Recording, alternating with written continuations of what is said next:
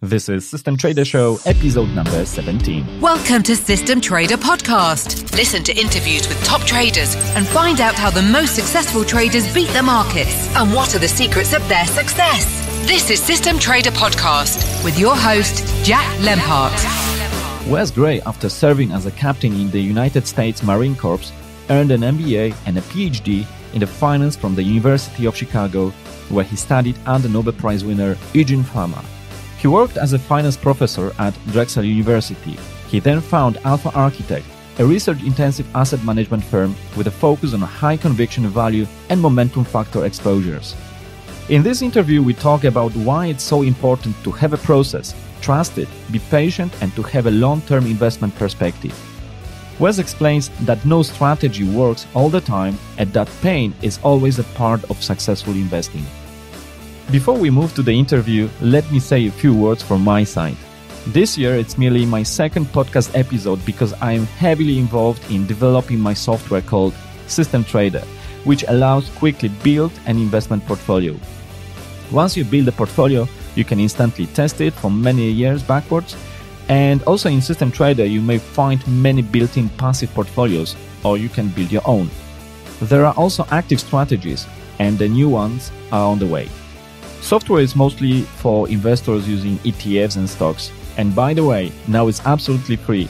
Visit my website at systemtrader.show/st and grab your copy. Enjoy. Hello, Wes. Thank you so much for accepting my invitation to my podcast. You are very well known in the industry, but just for the, let's say, pure formality, could you please introduce yourself? Sure. So I'm the CEO of Alpha Architect, which is an asset management firm based in the U.S. here, where we currently have just under around $1 billion in assets under management. About half of that is separately managed accounts for high net worth individuals, and the other half is ETFs or exchange traded funds. All right. I know that you were serving as a captain in the United States Marine Corps. So how it happened that after serving in the United States Marine Corps, you decided to move to the financial area? So I actually had started in deep finance beforehand. So right out of college, I basically went to grad school and was in the PhD program for a few years. And then I actually left, went on a sabbatical, was in the service, the Marine Corps in particular, and then did that for 4 years. And then I re-entered the PhD program to finish off my dissertation and research, and then became a professor and then eventually launched the business. So I had like a weird path where I was in finance before, went to the service for a while, and then came back. All right. We'll talk a bit more about what Alpha Architect does, but just before we will go into that, it happens that actually the ETFs you are providing are only available in United States. And like, for example, I'm in Europe. What is the problem that the ETFs which are offered in America, they cannot be accessible in Europe? Is it so hard to meet some legal requirements, or there are some other issues?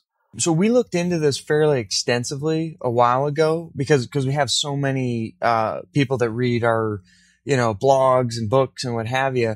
And the issue is that the requirements that actually like the European financial requirements are actually conflicting with SEC requirements. Mm-hmm. So the only way that you can really facilitate that sort of operation is you literally have to set up a separate business entity in Europe. Most people do it in Ireland, which is obviously extremely expensive and outside of our, capability essentially. So really the only people that can do that would be firms like iShares, Vanguard and what have you. But smaller boutiques like ourselves, even though we have almost, like I said, $1 billion under management, that would require investment that is just beyond our scope. And so unfortunately, we can't comply, because if we complied directly with our current entity, it would be be conflicting with the SEC regulations, which is our regulatory body. And we don't have the funding to be able to launch an entire different business in Europe with its own entities and own, its own footprint over there, unfortunately. Sure, I understand. That's a pity. I mean, you would have to open an office in Europe. Yeah. Do you think that, by the way, your military background drives certain character traits that are useful also on the, let's say, investing ground? I do. One of the things that you learn in the service is basically how to make decisions under duress and where there's a lot of chaos and emotion involved, which is in many respects like financial markets. Like obviously in financial markets, you're not getting shot at and, people trying to blow you up, but it's the same sort of idea where you as an investor, you're trying to make a decision amidst a lot of uncertainty and a lot of stress and chaos in financial markets. So I think a lot of the things you learn in the military, in life in general, are very applicable to financial markets for sure. Right, because by the way, I've noticed that Alpha Architect as a company is a veteran-owned organization because you have people from U.S. Navy, U.S. Marine Corps, U.S. Army. Is it just a coincidence, or there is some rule in it? No, yeah, I think it's just the characteristics that I value, like people that are, all about doing service and, paying their respects to the country and not just being only about money is something that I was just find, like a good character trait. And then also just because I know how they're trained and I know they have a inbred capability to deal with, making good decisions under duress. It just tends to be the case that people that are in the military, it doesn't have to be in the military. Obviously, we have people that aren't in the service. They have those characteristics that are favorable for our business and what we're trying to achieve. You earned an MBA and your PhD in finance from the University of Chicago, where efficient market hypothesis was created. Yeah. And you mentioned on your blog how you wrote once an email to one of your dissertation advisors, Professor Eugene Fama, who won the Nobel Prize in economics. And basically, you wrote there about your finding about the Value Investor Club, where you stated proudly that this paper shows value investors outperform the market.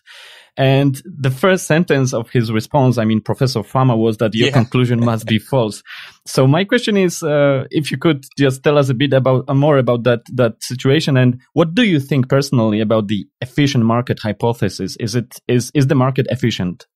Yes. So I'll hit your first question, then your second one. So on the first one, obviously when I got that email, after I'd spent a year working on that paper, I was like, oh God, I'm never getting out of this place.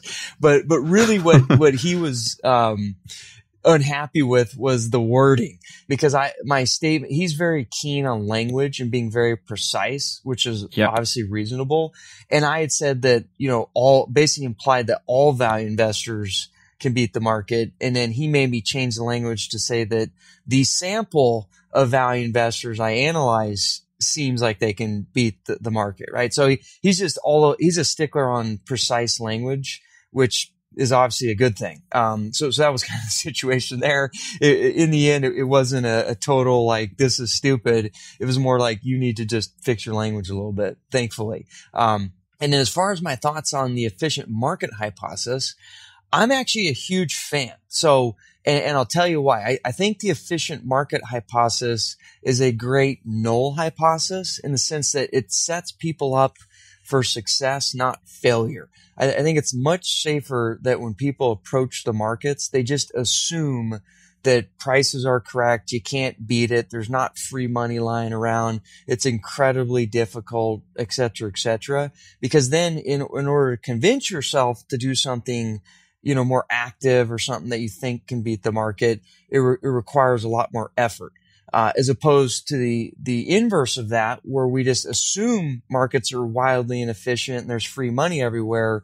A lot of times that'll have people go down paths where it seems like it's easy, but then they didn't realize that, wait a second, the market was efficient and, maybe I was picking up pennies in front of a steamroller and now I lost all my money type of thing. So I'm a huge fan of it as a baseline null hypothesis that we can build upon with a lot of rigor and thinking deeply about, well, why does this not apply in my unique case? Right. So as Buffett says, investing is simple but not easy. Mm-hmm. On your blog, you wrote a great article titled "Even God Would Get Fired as an Active Investor." Yeah. Could you please tell us what the main conclusion from that article is for active investors? Sure. So one of the main conclusions from that article is that even if you are an exceptional active investor, you're going to go through long periods of pain and anguish trying to convince your clients that you're really smart. And the way we kind of brought that to bear is we just took a portfolio that cheats, right? Because after the fact, we already know which stocks, were the best winners over 5 years, for example. So we just did a portfolio sort where we just created portfolios that on purpose buy the 10% best winning stocks over the next 5 years. And that portfolio obviously does extraordinarily well. But what was incredibly surprising to us is that portfolio also is subject to a lot of generic market risk and volatility and bouncing around. And so even someone who is perfect, i.e. you get a cheat and look ahead for 5 years with the best portfolio, you still face this problem of every so often in the short run having to explain to your investors why you're not a total idiot, even though you're obviously the best investor that we could possibly imagine. So it's just a good lesson that if you don't have a long horizon in investing, there's no way you're ever going to probably win, and you're going to end up, buying at the wrong time and selling at the wrong time more often than not. All right. I'd like to talk also about models versus experts, because you have another great article, another paper, Behavioral Finance and Investing, Are You Trying Too Hard? And I would like to use that to discuss some, behavioral aspects of investing. What is the main difference between systematic investing versus the discretionary investing? And is it possible to say which is better or easier, or maybe let's say more practical, or maybe more recommended?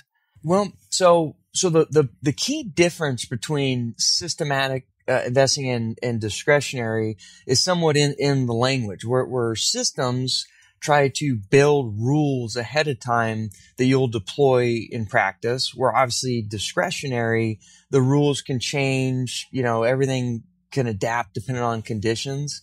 So those are, two methodologies that someone could use, or someone could mix them, right? And the main reason that we favor the systems approach is because systems are nice in the sense that you front load all the research, you front load all the decision making into a set of rules that you can empirically test, try to understand why they work and how they work, and then you deploy them in practice. The reason that's beneficial is because when you're making the decisions on what are the rules up front, you're usually in a state of mind where you can think deeply, you can think rationally. You're not subject to, what's the stock market doing today? And you're less prone to having a behavioral error. Whereas if we don't have rules set up front and we allow ourselves to kind of make decisions on the fly, that's nice because in theory that could be more adaptable to new and changing market environments. But obviously the downside of that approach is now you're also opening up the possibility that the decisions you're making to change and adapt are actually more influenced by, emotions and poor logic, as opposed to being value add changes. And it seems to be the case, at least based from, 70, 80 years of psychology research at this point, that most of the time and in most circumstances, it makes more sense to build systems and stick with them as opposed to relying on, kind of ad hoc decision making. It doesn't work, for most people. So, that's a long way of saying that we recommend people follow systems, but that's not to say that there aren't some people out there who, like maybe Warren Buffett would be a good example, where, yeah, they're discretionary, but they're also so rational and so good at containing their emotions that maybe they can make that work for them. But that would be the anomaly. That's not the norm, is what I would suggest to people. So let's say that we have an expert with years of experience in the particular field, let's say in investing. And do you think that such people are better equipped to make unbiased decisions to overcome these behavioral issues? Mm-hmm. Or is such assumption simply not valid? So it's actually counterintuitive, but most of the folks that actually study this exact question highlight that experts are a lot of times even worse than normal people. And the key reason for that is really confidence, right? So the problem is whenever you're an expert in something, you start to establish an ego in that particular expertise. And that usually leads to becoming overconfident in your own knowledge. Whereas kind of the nice thing about being ignorant, and they say ignorance is bliss, is you go into a lot of problems where you know you don't know anything, so you're less likely to actually think you know something. Whereas the problem with experts, if they don't build systems and ways to avoid the overconfidence problem, they'll a lot of times make decisions and come up with forecasts where they will be 100% confident that this is correct because they've been doing this for 30 years. And the problem is they've eliminated the possibility that maybe they're not correct. So again, there's really a trade-off. Like obviously experts are great because they have a lot of knowledge, but there's also the curse of knowledge. When you think you know something really well, you tend to get way overconfident and then you end up blowing things up. And it seems to be the case that on average, experts in many respects actually are worse decision makers even than normal people because of this behavioral drag associated with overconfidence, basically. Okay. And in your article, you mentioned, and again, I will go back to your career in the U.S. Marine Corps. You mentioned about the standard operating procedures, and basically it's a kind of, let's say, maybe I'm oversimplifying that, but it's like a kind of a algorithm how to adapt or what to do in a certain situation. Can we use similar approach to investing? I mean, that we have experts, we put them just to prepare such standard operating procedures. So we will use their experience there, but not on the real market. It's just offline, let's say. And then we just use their experience, which is already in the form of a kind of a procedure or strategy. Yeah. So the military, and specific the Marines, they've learned this through years and years of the highest intense, most competitive environment ever, where if you make bad decisions, you can die. Right. So there's a lot of incentive in the military to come up with good decision-making processes, in ways of thinking about the world, because the downsides are huge. Obviously, one would argue that in the financial market, there's also downsides because you can lose a lot of money, but you think that at the margin, the military is got the most to lose. So they really think hard about it. And basically what happens in the military, specific in the Marines, just because that's where I come from, is the whole point of standard operating procedures is up front. We want to rely on experts, people that have been in military situations for years and decades, to come up with rules that we want to train people to follow, because we know that when they're in those contexts, because of the emotions and because of the chaos, a lot of times they'll make a decision that is actually not the right one because it just feels good, but it's not actually the right idea. And I'll give you an example. So one example would be like when you're in an ambush. So if you're in an ambush, that would be a situation where you let's say you're on a patrol or something, right? You're walking into an ambush where on both sides of you, all of a sudden the enemy has captured you, right? They've set this trap up for you. Now, the intuition, if you weren't trained and if you didn't rehearse, you didn't practice rules, is like, oh my God, what are we going to do? And it gets complete chaos, and like one person may shoot this way, one person may try to run through the ambush, so on and so forth. Well, it turns out that all of the things that people think they should do in an ambush intuitively are exactly wrong, because in an ambush, the standard operating procedure is counterintuitively run towards the most intense fire. And even though that doesn't seem to make any sense, the reason that makes sense is because if you can get to the most intense fire, typically once you get through that, the ambush is completely eliminated because the enemy doesn't usually create support plans for people to act like that, right? They expect you to actually go in, like try to go through the ambush zone faster and do all the things you're not supposed to do. So the standard operating procedure says, listen, when you're in an ambush, despite what you feel or what you think you should do, you need to not go run through the ambush because that's what the enemy is expecting you to do. And they're going to like just create more ambushes for you there. You need to actually look at where is the point of impact that is most painful, and ironically run towards that with all your guns blazing as fast as you can. Because time and time again, we've learned that that is the approach that will actually minimize, your casualty rates and maximize your chance of success, even though it feels in that moment like the worst idea possible. And so again, the reason you have those rules up front and the reason you train them and the reason you get people to say like, hey, we have to throw away what we feel, we need to follow these rules, is because these have been established, with years of experience, years of thinking, years of data as the best. Nothing's perfect, but these are the best ways to, achieve some goal.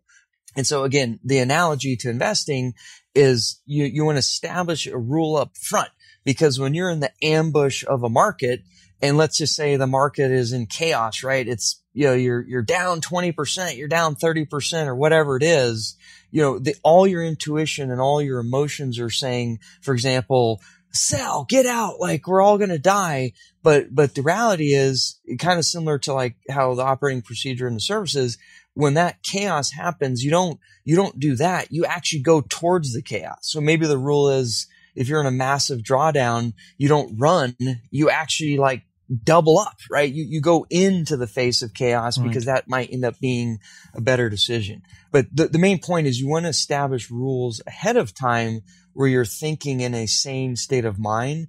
And then once you have those rules in place, you implement those in these emotional, stressful events, to try to eliminate bad decisions that occur when people get stressed out, basically. Right. Great. Thank you for that. So it seems like we should switch off our system one, let's say, and we should rather follow the procedures. Yes. Because the emotions are not the best idea to follow them in such a stressful situation. Yep. But what if experts then, let's say, if we go back on the markets, what if the expert would use models? So let's say that we have a model, we have a procedure. Do you think that this could be helpful to improve decision-making process also for experts? So this is a hypothesis, and it makes a lot of sense at the outset. And the basic hypothesis is, okay, we have some standard operating procedure or model that has these rules that seem to make a lot of sense. However, we also have an expert who may have a lot of, great judgment, decision-making experience, and they're going to be able to pick up particular nuance. So maybe what we can do is we can have an expert use discretionary decision-making alongside a quantitative, model or systematic process.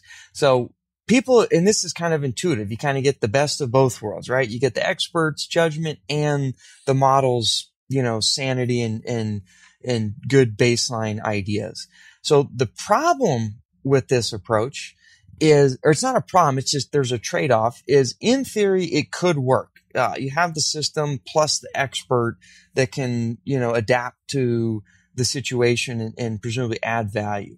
But going back to our discussion prior about experts and discretionary processes, is the experts are humans. And the experts always, in general, tend to get overconfident in their ability to look at a unique situation and apply their expertise to add value above and beyond what the model was already telling you. And so even though it's a great theory, when people actually study this in the labs and in different contexts, on average, it's better to just follow the model and not listen to what the expert has to say after the fact versus following a model, but allowing an expert to kind of tweak it and twang it, when you're in the midst of chaos. So again, that's what I think the evidence suggests. And it makes sense when you've understood how the human mind works and you understand that experts tend to be overconfident. It's just they're potential benefit usually gets outweighed by the cost of the fact that they're still humans and they make errors. And there's not really a way to eliminate that as far as I know.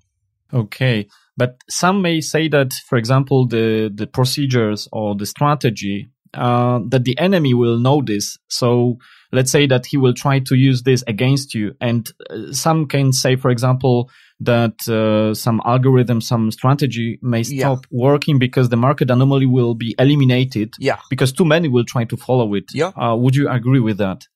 Yes. So intuitively, at a high level, that makes sense, right? Like, because in the end, markets are determined by supply and demand. So no amount of academic research and theory is going to change the fact that if all of a sudden there's something that literally represents free money and a lot of people find out about it, that's going to be eliminated. That makes perfect sense. And we should always be cognizant of, if there's too many smart people doing the same thing and it's really easy to exploit, we should just assume that over time or in short order that opportunity will be eliminated, right? And so that's why it's really important whenever you're in the context of financial markets that when we identify something that quote unquote works, right? It looks like a good idea. It's something that adds value, like, wow, we can beat the market. That we don't want to get too excited. Because really what we want to explore is, well, why did it work? And was it really that easy? Like why weren't all the smart people doing it? And so really kind of the sweet spot in the market context is if we can identify systems that identify what appear to be really unique ideas that help generate, excess returns or what have you.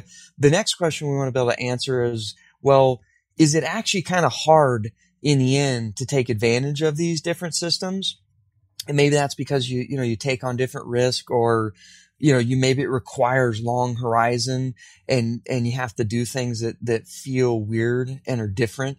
That could be a pain point as well. We want to make sure we identify those, because if we don't identify why something is making a lot of money, but it's not hard to do, we should probably just assume that it's going to disappear very quickly as a general principle of just competition in the marketplace. I don't know if that makes any sense.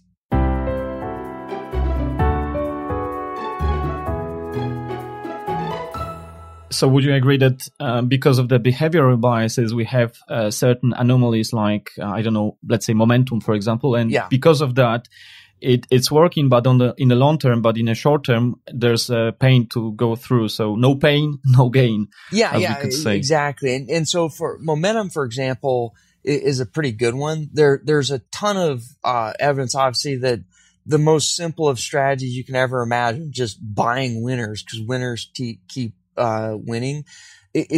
It seems like, well, how could something that's so easy like that work?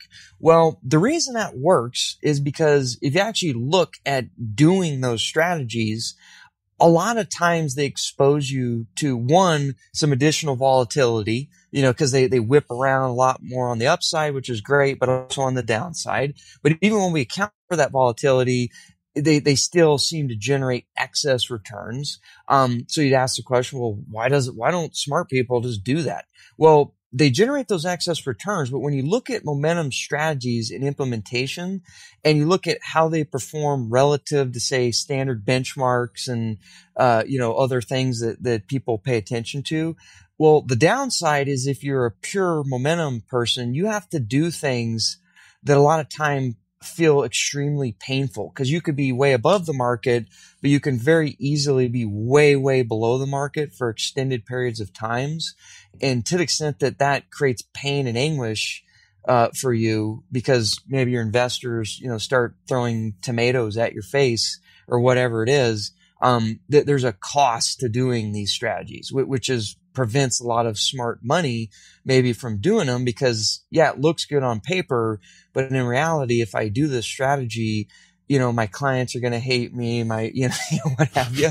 It really does go back to, we always want to identify, where is the pain in this thing? Because I know it's here somewhere, and if I can't identify it, it probably means it's not going to be a a feasible strategy for the future, unfortunately. Right. Most people are very skeptical about, let's say, systematic approach because it's very counterintuitive. And there's an old quote by Peter Lynch who said that you can't see the future through a rearview mirror. Yeah. And how would you reply to those saying that, especially now when they say that this time is really different due to, for example, zero interest rate policy? Does it mean that all we saw in the past in the historical data is not applicable, and based on that, we cannot just simply build a reliable model for the future because we have never seen such thing before? Yes. So, I mean, in the end, like, who knows? But I always focus on just human nature and first principles. And one of the things that we do know is that stock markets and news flow, 99% of data represents noise, and it doesn't give us any sort of reliable way to improve our forecast. So if you start off with that baseline assumption, which is empirically been shown over and over again to be the case, what I mean by that is like people get so attached to like different data points and different narratives, and they implicitly assume that they have forecasting value, which is when they say, hey, we should change or adapt. That's what they're saying indirectly. Like, this signal has forecast value. Well, the problem with that statement is that most signals don't have forecast value. And the reason I make that point is luckily we have literally at this point hundreds of years of data on every single market, every single asset class, everything you can ever imagine, where we've been through world wars, civil wars, Great Depressions, things that are so crazy that they make even our current situation somewhat pedestrian, right? Like everyone's like, well, we're in a, this pandemic and oh my God, interest rates are, it's like, guys, like we've been in World War II's, situations where people are like dying. Millions of people are dying. We don't even know if like the future of civilization will exist in the next 5 years. And you're worried about like COVID. Yes, I understand that's unique and challenging, but in the context of the history of mankind, this is nothing, right? And so through that historical lens and that broader context of, is this time different? It's always different, but in the end, it boils down to understanding human nature.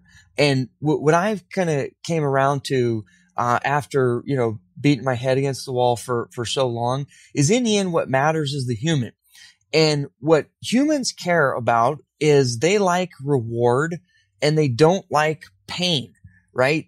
And so in the end, whatever investment strategy you're going to do or whatever you're trying to predict, what I always think about is one thing I know, one first principles of markets and mankind and humans is that humans like rewards and they don't like pains. So whatever algorithm, whatever system, whatever I'm trying to do, to the extent that I'm thinking about marketplace as basically a collection of humans that enjoy gains and don't like pains, whenever I identify systems or I'm going to change a process, I need to make sure that whenever I identify a situation where there looks like there's a potential reward, I need to identify, well, why do the humans maybe not want to do this? Because there's identifiable pains. And they may not be explicit. They may be more complicated because of like, career risk issues or requires discipline and a long horizon, what have you. But if I can't identify those pains and those gains on whatever decision I'm making, I'm not going to rely on it as something that's going to actually increase my forecast ability. And maybe a good example of that might be like ESG investing, right? So, and I have no issues whatsoever with ESG and the principle and the idea of like, hey, if we can leverage our investments to improve, economic or, environmental health, social health, whatever, that's great, right? But if I think about it from a, investing perspective, when people tell me that they expect to earn higher returns by investing in ESG, type ideas, like things that are better for the environment or whatever, I say, okay, well, that doesn't make any sense because I'll tell you why. Why would you expect more benefit something that's actually less painful? Where less pain argument is that Well, if you're investing things that basically give you a hedge against, like companies that have a hedge against a tail risk associated with, environmental destruction or what have you, that's actually a huge benefit, right? Because they're basically providing you insurance against the state of the world that, we're going to burn the forest down or whatever. So if anything, if you're going to buy insurance, you would expect lower expected returns. Not to mention that it's incredibly easy from a career risk standpoint, a sales and marketing standpoint, to be able to hold firms and companies that engage in activity that makes you feel good and happy about what you're doing. So if that, to the extent that that's beneficial to the humans who invest in these things, why would you expect them to earn higher returns, right? Because in the end, I know that humans, if they want to get higher rewards, they require higher pains. So if you ever tell me a story, you have an investment approach or anything where your story is all about why this is less painful for the humans, all I'm thinking in my head is, well, this is going to give you less return than, over the long haul and out of sample. So that basic principle, which extends beyond like what the Fed's doing or whatever, is just something that I always force myself and I encourage other investors to do is if you identify expected benefits, we need to make sure we understand where are the expected costs, because that's how the markets will in the end price them. Is a high level framework for thinking about all these things. Yeah, it makes sense. Thank you for that. So in the end, we are just humans, so we can have, we may be in different times, we may have different problems, but in the end, we have the same emotions. And I think that the evolution doesn't work so quickly that within a few centuries, we are adapted to be so rational on the markets. Yeah. You wrote that once you believed to become the next Warren Buffett, and your grandmother, I think you were 12 at the time, gave you a copy of Benjamin Graham book, The Intelligent Investor. Yeah. And of course, it's about the value investing philosophy, and you really like that, and you were impressed by that investing style. Do you think that it's possible to really replicate such approach, which then was used by Warren Buffett, using purely quantitative approach? So the short answer is yes. And kind of one of the interesting things that we actually studied is this exact question. So if you look like Ben Graham, I originally start off Ben Graham, which he essentially, when you actually read his books and you read his writings, promotes a systematic approach where it's like, hey, buy really cheap companies with the margin of safety and hold your nose in the short run, because over the long haul, you'll capture these, risk and behavioral mispricing premiums because humans are crazy. I moved from that to read about Warren Buffett, and most people do that because they're like, wow, Warren Buffett was so successful. And then you get the idea that, well, maybe you can add your stock picking skills to win. And I tried that, like most people try that. And then I eventually got destroyed, which I had to eat a lot of humble pie, which made me kind of do a full circle back to essentially the Ben Graham concepts again. Like, hey, simple rules that capture human nature, stick to them and hold them for a long haul. That seems like a good idea. And so one of the things that we did as an interesting study is Ben Graham talked about basic idea of, hey, buy cheap stocks with a margin of safety, and you'll earn around 15% a year, and it'll be volatile as heck, but it works. And he does this study where he literally does this approach, basically buying low PE stocks that don't have too much debt and a reasonable quality, systematically. I think it's from like 1920 to 1970 or something, right? And he writes this article about it in some journal right before he passed, in a CFA journal. I think it was Financial Analyst Journal. And so what we did, with the benefit of hindsight, this was in, about 5-10 years ago, we said, wow, all these people argue that, these value strategies, they're just too easy. They don't work. Well, Ben Graham wrote about this in 1970, like buy cheap, and amongst cheap, get high quality ones, hold your nose. It's going to be painful as hell to do this, but over the long haul, it'll work. And so we just replicated that from 1970 up to 2000 and what I remember 10 or something like that. It just low PE, but high quality, low PE, And let's just look at what happens over the next 40 years out of sample. And guess what? The same thing. It had around 15% return, insane volatility. You look like a total idiot over 5-10 year periods sometimes versus the market, but it worked, right? And so this is completely out of sample, same strategy. It's so easy. A caveman can do it. Same result. And so that was very perplexing to me, but not really after knowing how humans work, right? It's a simple strategy with simple rules that we can show people, listen, this works. And it works because there's a lot of pain involved. So yes, there's a lot of gain. You get these excess returns over the long haul. But we're going to highlight that it's also a lot more volatility, and there's huge opportunities to look like a total idiot for extended periods versus some benchmark, right? And to the extent that's painful, because you always worry about what your neighbor's doing, you're not worried about your own situation, which is an unfortunate blight with human nature. We always care about what other people are doing. This is very, very painful to do, even though it seems so easy.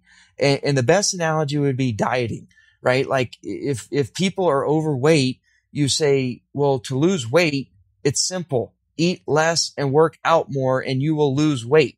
And you can give them all the evidence in the world. You could tell them how easy it is. It's the easiest algorithm of all time. And yet, when you tell the fat person to do that, for some reason, they just can't do it, right? So we know there's a reward, but it's also has a lot of pain. And so just like dieting or anything in life, it's just like investing. At Ben Graham, I think people just have to relearn these kind of lessons over and over again. I can't explain why humans are what they are, but it just is what it is. And I've circled back to the Ben Graham philosophy over time. It just took me 20 years to get back there. Wow, that's a long journey. In the light of the fact that it's hard to beat the market, what do you think then about passive investing? I mean, where we just, let's say, create a permanent global portfolio, and the only thing we do is from time to time, we do the rebalancing. Does it make any sense to you? I think it makes a ton of sense, because when you invest, really what you got to focus on is what you can control.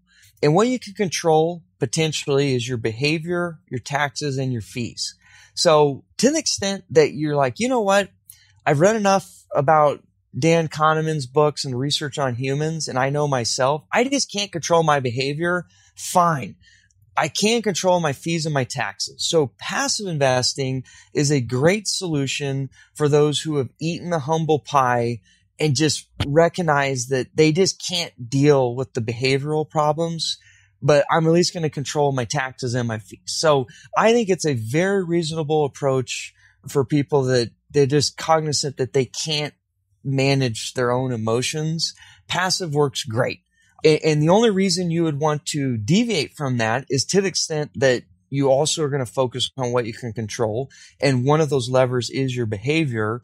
And you can look yourself in the mirror and say, over a 10-year period, I want to outperform, but I'm also willing to underperform for 8 out of those 10 years. And I'm fine with that. And if you're cool with that and you can control behavior, then okay, maybe now you should deviate from, passive, low cost, tax efficient portfolios. But that's a very challenging thing that you ask of yourself. And so I don't really recommend it unless you have very high confidence, ironically, in your ability to not make stupid decisions. Otherwise, passive is probably a good baseline for a lot of folks out there. Okay, because passive indeed, it's again simple but not easy. Yeah. But as you said, I think that for majority of the people out there, the problem is that if we try actively invest our money and we look different, and especially if we temporarily we lose against the broad market with the passive investors, then it feels us very, very bad, and therefore that's why it's so difficult. Okay. Your company specializes in providing factor ETFs. Could you just simply explain to those who are maybe not so experienced what is factor investing, why it works or why it doesn't maybe work? Yeah. The simple way to think about factor investing is we're just going to look at the characteristics of individual securities and try to understand how those predict expected outcomes. And then we're going to form portfolios on these characteristics that we know on average are related to particular outcomes we may want, and build portfolios that way. For example, we know historically, and I'll explain why people think this works. We know historically, for example, that buying smaller, cheap stocks, in general, firms that have like cheapness characteristics and small characteristics in combination, on average, earn higher expected returns than, say, large stocks that are really expensive. So we may form a factor portfolio, like a small value portfolio, where we own securities that own this characteristic because we want to capture this long-term excess return goal. But then the question is, well, why? That's pretty easy. Just buy small, cheap stocks and you beat the market. Well, again, there's a reason probably why characteristics predict expected returns. And that reason is that characteristics typically proxy for pain in this context, right? So owning small and owning cheap securities, even though that's just the characteristic of the underlying stocks, well, those characteristics usually proxy for additional risk, right? Because when you buy small stuff that's really cheap, well, it's probably because there's some fundamental risk associated with those companies. Why would they be cheap? And if you're small, intuitively, like may have less access to capital or whatever, right? So there's some kind of logic there of, well, that kind of proxies for extra market risk. And to the extent humans don't like pain, which is usually risk, that you probably get to earn extra return. The other component is, well, what if there's some sort of like pain of doing this strategy because it doesn't keep up with the Joneses or it doesn't track the broad market perfectly? Well, as is the case in a lot of things that are active, these small value portfolios, when you look at their relative performance to like a baseline benchmark, are extraordinarily painful.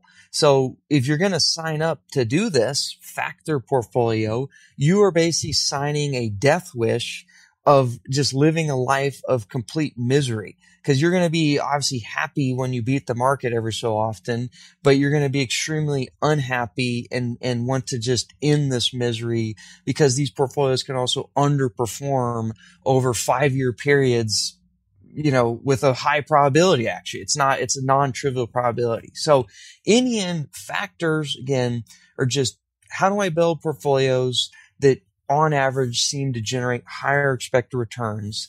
And the reason why that is typically the case is because these characteristics of these factor portfolios proxy for pain. And as we talked a little bit ago, like in the end, markets work, right? Like more gains, usually more pains. And so that's all factors are trying to do, is how do we smartly and efficiently, capture pains in anticipation, if our goal is obviously to generate extra returns, get extra gains. You can also use factors to, systematically maybe lower your pains, but that's also probably going to lower your expected gains. But at least it's an efficient way of doing it, as opposed to, throwing a dart against the wall because you think some company is going to do, something or not do something. It's not a very systematic way of going about it. Okay, so factor investing, again, no pain, no gain. Yeah. But for those people who are interested about such approach, your ETFs are fully systematic, right? There is no place for discretionary decisions. You got it. So on the whole point of our ETFs is we're very cognizant, and a lot of people are in the business, that the biggest challenge of investing is not knowing what works or how it works. It's getting people to think long term, right? And because there's a lot of things that people know that work, and those are things we focus on, right? So buy cheap, value stocks, buy winners.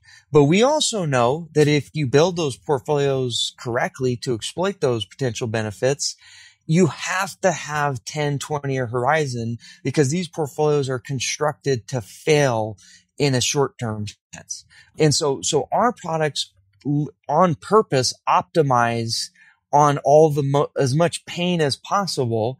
And then what we then tell people is like up front is, listen, we're not smarter than all the other PhDs out there. We're just a lot more transparent. And we're going to at least give an offering in the marketplace that will allow people that can truly have 10, 20-year horizon and are willing to stick with the program. We're going to at least offer products that allow you to do that. Because in general, most product offerings in the marketplace are not designed to deliver this kind of excess pain, because the asset managers don't want that pain, because they would rather kind of stay close to the benchmark, because, then you're less likely to have your investors run away. Where we kind of like the upfront, I talked about the ambush. When you're in an ambush, the intuition is don't kind of placate the ambush. You actually want to run towards the gunfire, right? So that's what our products are doing. They're like, listen, we're going to take on the biggest challenge head on and deliver you the most behavioral pain you could possibly fathom, because we believe that over the long haul, that will give you the gain. And we're going to tell you that up front. And so to the extent that you want to do that, great. That's what we're for. And that's why we're different, but obviously it's not for everybody. So that's all we try to do with our ETFs and our factors, is just at least give people the option to, engage in this kind of masochistic activity, I would say. Right. So if someone decides to, let's say, invest in such factor ETF, do you think that it's good for such average person? Let's say the person is not an expert in investing. It's good just to buy it, even maybe automate the buying subsequent ETFs, but just close the, account. Don't look into the account and forget about it. Just focus on your life, on your career, and just let the market do its job. Do you think that such approach is good, just to avoid this positive and negative emotions? Yes. So to the extent that you can set yourself up for behavioral success and you don't pay attention to like the TV, the press, and what the Fed's doing, what the government's doing, what the politicians are doing, you are structuring your life as an investor to be a good one. Because now you really have like 10, 20-year horizons where the risk of you opening up a statement and saying, oh my God, this is doing amazing, I should double up. Or, oh my God, this is doing terribly, I need to sell it all and buy the next shiny rock. If you can eliminate that problem, you are now in the perfect position to, own things that capture long-term investment premiums, which would be own market risk, own deep value stocks, own, these winners. And yeah, so you should definitely do that, to the extent that you generally know you're not going to like start reading the newspaper every day and worrying about it. Right. Yeah. And of course, if that's what you know you're going to do, then you need to make sure that you're a little bit more careful about how you think about your investing, because now you got to weigh that against your behavioral baggage problems. Looking on the ETF's performance you have on board, as alpha architect, it's obvious that in the recent years, momentum ETF gives better results than value. Mm-hmm. And of course, there's a lot of comments again that value is dead and stuff like that, which is happening. We had momentum was dead as well in the past. Now value is dead. Yeah. As they say. Yeah, exactly. Is it, from your point of view, if you know the history from last century, let's say, is it normal and temporary? Or that's what we are talking about? This is just the pain you have to go through. That's why it works. Yeah. So to your point right now, because momentum things have done so well, everyone thinks value is stupid. Another argument these days is, well, because the U.S. stock market's done so well, international value is stupid, right? But as you know, and as anyone who's ever studied the history of mankind or the world, these things mean revert. And so the reality is nothing works forever. And so what we want to do is we want to pool smart ideas that all on their own 2 feet, have some sort of long-term expected benefit or what have you. But we don't want to ever go all in on any one idea. We want to try to take advantage of diversification. So we always tell people, listen, momentum is obviously doing way better right now. but that doesn't mean you shouldn't also own value. And in fact, you should probably 50-50 the things, because, one is sometimes working, one sometimes isn't working. And oh, by the way, and this is for U.S. investors, but it's the case for any investor around the world. Like, most U.S. investors have like 90% of their money in U.S. stocks and like maybe 10% in other stuff. We always tell people, listen, the U.S. stock market is not the stock market that always works.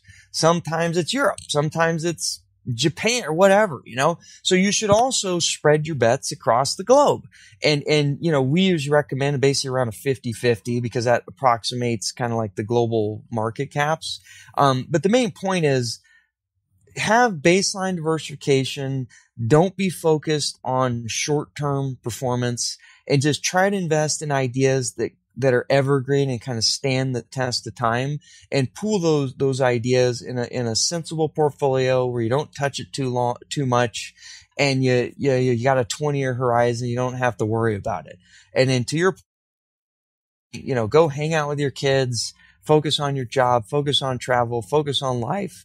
Don't worry about markets, because if you do, you'll go crazy. Do stupid things. So, that's kind of my high level advice. So it's good to mix value and momentum, because there are times when one is better than the other. So maybe then the pain is less.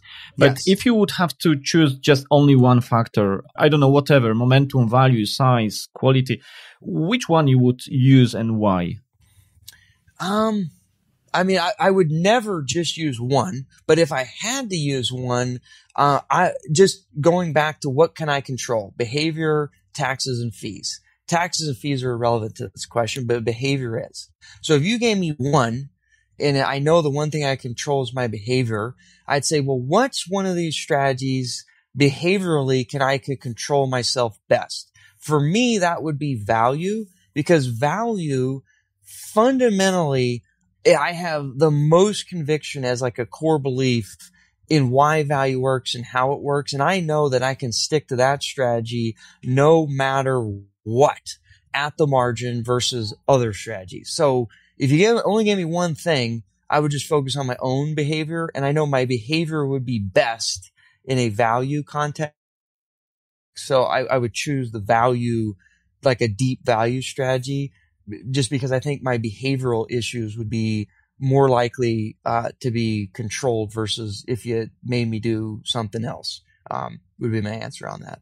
All right. And especially now, as you said, these anomalies are mean reverting. So if value had such a bad recent history, then maybe there are good times for value in the near future. Yeah. I have a couple of questions from my listeners, and the very first one is about the dual momentum with the idea by Gary Antonassi. Yeah. And what do you think about trend, absolute momentum and relative strength combined together? And as they both represent equity premium, would you agree that there is, and you agree because you said already that there is a home country bias, that Americans, they have too much American stocks, and the opposite in Europe. Yeah. Like in Belgium, mostly people invest on the Belgian stock market. So do you think that those two, the absolute momentum and relative strength combined, they have merit in your opinion? Yeah. I'm a huge fan of rules, right? So in the end, anytime you can codify reasonable ideas, and it helps the investor manage their behavior, because now they're just going to focus on rules and not what they think. I'm a huge fan. And that frankly applies to any system. Like anyone that has a system, I'm going to be like, Roger that. You get a check mark for good behavior at least, right? And then sometimes obviously we get into the arguments of like, well, what system is better than the other systems? And I like simple systems, and I think dual momentum is a great way to simply capture two ideas that make a lot of sense, right? Trend following and relative strength. So for that reason alone, I love it. But also going back to our original discussion, well, this is so easy a caveman could do it. And if you look at that system in particular, over the long haul, it works pretty great. The problem is in the short run, it doesn't work all the time. and because we know personally, because I know a lot of people that do dual momentum. We run systems internally that are similar. And all you hear about these days is like, why are we doing this? Why don't we just own the S&P 500? It's like, it's a lot better performing and it's like a lot better asset. It makes a lot more sense. I.e., like, man, I hate doing this stupid rules-based thing because it's underperformed for the last 10 years. Why don't I just change my rule and just buy S&P stocks because they've been doing well recently, right? So again, that would just be the challenge, just to be clear up front of why a dual momentum system might not work for you. But if you can actually stick to the program, I think it's a great idea. And I think it'd be awesome if people could do something like that. And do you think that some merit from that approach, dual momentum, comes from the fact that indeed there's a home bias, that people go too much on the local market? Yeah. And by the way, do you think that having such ETF would be a great idea? Or maybe you as an alpha architect, do you have plan to launch such ETF? Yeah, so we actually have been contemplating. I'm actually, before this call, I was building a little model here to figure out how to put this into the structures. So we already have one system out there that does that. It's value momentum trend. And the issue, it's not an issue, but that one also incorporates like factors. And sometimes factors are a bridge too far for people behaviorally, but they do like the trend following, kind of like the dual momentum concepts, where that system is just trend, but it does passive investing, so people don't have to worry about factors. And we are in the middle of basically trying to launch like a super affordable, low cost way where people can basically implement that sort of system in real time. It's just, we've been so buried in so many other things, we haven't got around to doing that. But we are seriously looking at launching that here in the near future now. Okay. Unfortunately, not in Europe. Unfortunately. Yeah. And I wish we were like BlackRock, where we had like money, coming out of our eyeballs so we could go set up Alpha Architect in Europe.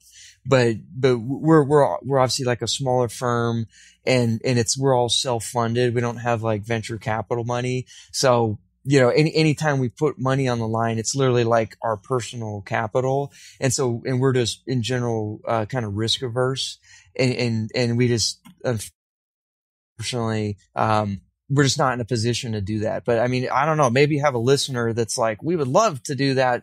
And we would love to fund that risk. Like, we'd be more than happy to help partner with somebody who would want to set up kind of these things in your guys' marketplace. But we're just not in a capital position to do so at the moment.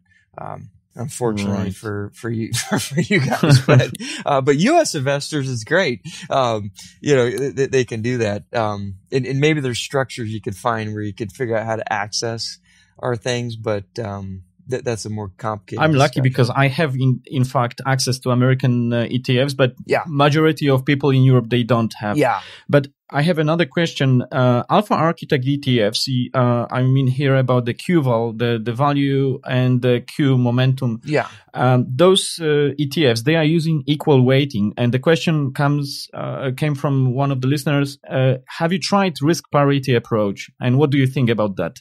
Yeah. So we've tried everything. And we run, because internally we do a lot of things besides your ETFs. We run managed futures, hedge, like we do all this stuff. So if it has a data point, we've traded it, we've studied it, we've looked at it, including risk parity and, all these things. But in this particular context here, this would be a stock selection, stock portfolio context where we run concentrated factor portfolios of 50 stocks in value or momentum or whatever. And so one of the things that's nice about brain dead equal weighting is it has very low model risk, right? Because if you just equal weight the stocks, you're getting a baseline diversification benefit, right? Because you can't screw that up too bad because you're kind of spreading your money across the basket very cleanly, right? So you're going to get baseline diversification there across these 50 securities. And so your other alternative, which we've done this till we're blue in the face, is there's a million other ways that you could weight the securities within that basket. And that's great because the one potential benefit of that is you might get some optimization or some, potential model benefit of being a little bit more fancy. The downside of that is you also incorporate a lot of model risk, right? Where if we don't have a ton of confidence on a first principles basis of why risk parity weighting, the 50 deep value stocks is any better than just equal weighting, we might over optimize, right? So we may accidentally lean on the model because, we think it's so great, but because of the estimation risk in the case of risk parity, where you got to estimate like the correlations and the volatilities, we may say like, you know what?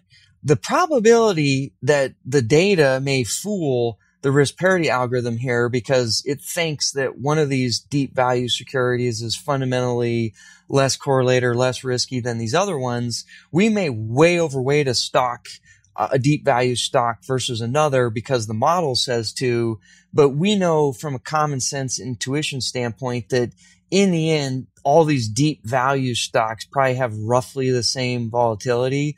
So instead of like increasing complication and therefore model risk, we'd rather just not do that and simplify and ensure baseline diversification. So that's why in this particular context, because we think model risk and estimation risk is so high, it's just not worth going down the complexity rabbit hole, because we think the simple version is just much more sane, frankly. And this is something that we always have to weigh, is like complexity and the benefits versus the cost. And our kind of null hypothesis is always simple is better unless proven otherwise. And we've never been able to prove to ourselves, nor have we had outsiders prove to us that, more complex ways of going about it in this particular context make any sense. In other contexts, I'm a buyer of, volatility weighting or risk parity weighting and all kinds of other things, but not in this context of stock portfolio weighting. Yeah, as they say, if you torture your data long enough, it will confess to you anything. So. Exactly. You got it. Now, just to give the listener some context there, what would be a context where maybe I would do that? Well, obviously, if I had a portfolio of T-bills and stock and one T-bill, I'm probably not going to equal weight that if my plan is to try to extract or take equal risk, because obviously the T-bill has no risk. The stock has like a ton of risk. And so if I just do 50% stock, 50% T-bill, like clearly this portfolio is going to be dominated by the risk in the stock. So those are situations where, depending on your objective, maybe doing some risk parity weighting or volatility weighting would make sense, because fundamentally a T-bill like clearly has a different risk profile than a stock. But, so that would be a different context where that might be appropriate. But here it's all stocks that are all deep value. No one can do enough data torturing to convince me of the common sense that these things probably all roughly have similar volatility and correlations. And I don't care how much back testing you show me, you're not going to convince me that, one stock is negatively correlated to the other deep value stock, because that's just crazy, even if it is in the back test. So maybe that just gives the listener more context. Yeah. Thank you for that. Another question. You have two ETFs, QVAL and QMOM. And the question is how you define value and momentum in those ETFs. Sure. So we have, this is a question that can go like way too long. And I have books, we've written where we have a book called Quantitative Value and a book called Quantitative Momentum, where you could read a whole book about the philosophy of what these things do. But very simply, the quantitative value systems are trying to buy the cheapest, highest quality stocks. So very simply, what is it doing? And this is just the simple version. The value algorithms are going to try to get to the top decile on cheapness. And we use EBIT over enterprise value, which is basically operating income over enterprise value, because that is a value metric that is most fundamentally tied to how business owners think about buying a business.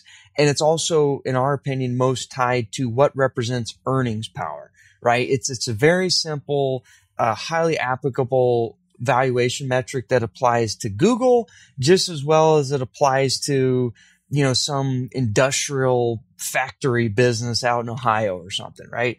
And then once we have that top decile cheap, we then within those cheap stocks, so this is all the stocks that everyone hates, we then just do good old fashioned fundamental analysis to try to identify who is the higher quality cheap stock versus the lower quality cheap stock, which would be things like, are you making money? Are you returning are your fundamental metrics getting better year over year? Are you buying back stock? Blah, blah, blah. So it's basically Ben Graham algorithm, with a few bells and whistles. Buy cheap. And then amongst the cheap, try to get the highest quality ones, right? That's the value algorithm. And then in the momentum algorithm, the core principle there, again, there's a whole book about it, but buy winners, right? So the key thing there is we want to get to the decile of the best, momentum stocks, which to keep it simple is just rank all securities on their past 1 year performance. We want to be looking at that top decile of winners. And then the only wrinkle there is within that top decile of winners, we want to focus on how they got to their winner status, where it's kind of long-winded. I won't bore your time here, but we want to get those winners where they kind of gradually got to that super high performance versus they, in one day they gained 100% return. And because, for behavioral reasons and a lot of reasons, stocks that are winners, but they got that winning status over like a less noisy kind of gradual momentum, those are the winners that tend to keep on winning in the future. Whereas if you have a winner that's a winner because it went up 100% yesterday, those kind of momentum stock winners, they tend to mean revert in the short run and even over the long run. So we want to try to avoid those. So we want to buy the winners, but amongst the winners, we want to try to get the winners that won slowly. It would be the easiest way to explain it. And that's basically what the momentum algorithms are trying to do.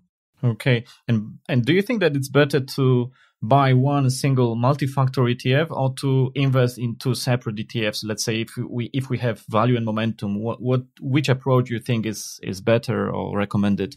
So, like everything, there's trade-offs, unfortunately, and it's a complicated answer, but I'll try to keep it simple.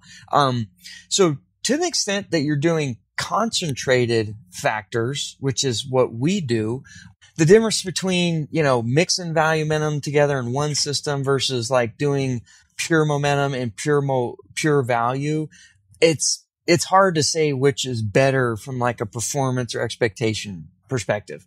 And we argue maybe at the margins better, but let's just assume that they're basically the same, right? Which is probably empirically true anyways. Now it's really a question of like going back to what's the hardest part in investing?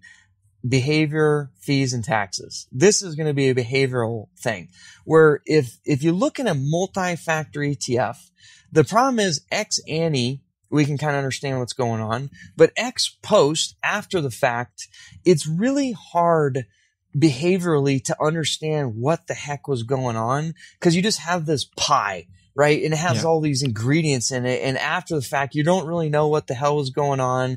You confuse yourself. And it's very hard to disentangle like, well, where was the value? Where was the momentum?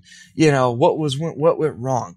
Whereas the nice thing about having siloed approaches that are very clear and transparent ex ante, like before the case, and they're very clear and transparent what happened after the case, it's behaviorally easier to digest what's going on, right? Because you own value, you own momentum, and right now is a perfect example. If you own both of them as an integrated approach, you might be making a few percent. And the market's going to be doing whatever it's going to do. But but let's say it wasn't that case. Let's say you own both of them and it was doing worse than the market. Now you're going to be like, oh my God, like what's going on? Is value broken? Is momentum broken? Whatever. Whereas if let's say you achieve that same end state, but you have value was down 30% and, momentum was up, let's say 20%. So let's say the portfolio is down 10, right? And let's say the market was flat. So you're going to look back and be like, okay, no need to panic. Why am I dragging on the market? Well, Momentum, clearly self-identified, easy to see, did pretty well. So it beat the market. That's great. And it just had a good run. Value got absolutely destroyed.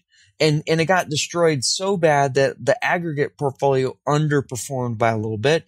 Well, that's fine. That's value for you, right? But at least I can, after the fact, very easily and transparently understand what was going on and why, which we believe at the margin helps people, again, sit in the seat and minimize behavioral errors, where when you get too complicated and you mix things in a big old mash pile, we found that because it muddies communications and transparency, it hurts the behavioral component of investing, basically.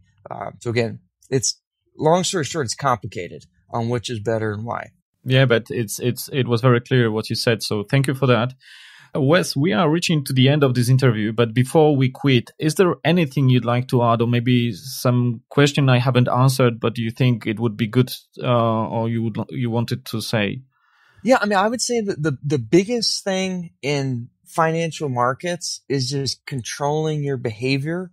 And to the extent you can get the discipline to stick with the system, even though behaviorally it's going to be very difficult to do that when times are getting shaky, it's probably your best long-term approach. And then, so follow systems. And then the other thing that a lot of people forget about is however you're going to invest, make sure that, it depends on where you are, what your locations are, but you want to try to obviously minimize your fees and your taxes as much as possible. Because over the long haul, those fees and taxes will compound in the opposite way of where you want to go as a fee payer and a taxpayer. So build systems, make sure you ensure you have your discipline to control your behavior, and just keep your fees and taxes to a bare minimum. And if you do that and stick to the program, I think it'll serve people very well over the long haul. So trust the process. That could be the conclusion. Yeah, and basically trust the process and don't pay too much for the process, and you'll be pretty good, I think. Right. I really appreciate your time, and I'm sure that listeners received a lot of valuable knowledge from you. I have merely scratched your wisdom, but I want to say thank you, Wes, for that. It was a really great pleasure to talk to you and an honor to have you on my show. Thank you very much. Yeah, thanks for having me, and feel free to reach out anytime. Right. Thank you. Bye-bye. Yeah.